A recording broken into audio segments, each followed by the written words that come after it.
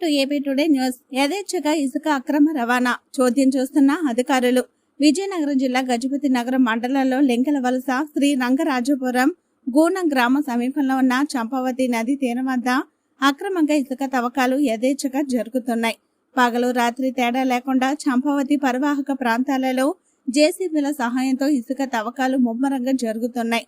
నది పరివాహక ప్రాంతాలలో ఉన్న పంట పొలాలు మరియు పంప్ హౌస్లు ఉన్నటువంటి పరిసర ప్రాంతాల్లో అక్రమ ఇసుక తవ్వకాల వలన నది పరివాహక ప్రాంతాల్లో గొంతలు ఏర్పడి ప్రమాదవశాత్తు చిన్నారులు చనిపోయిన ఇసుక తవ్వకాలు ఆగలేదు.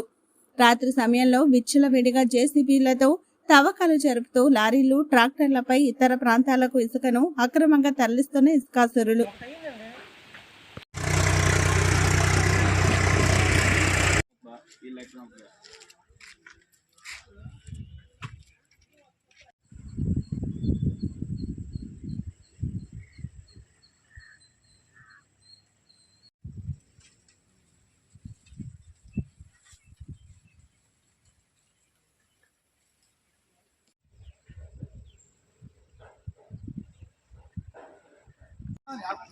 మాట్లాడుకుంటాను.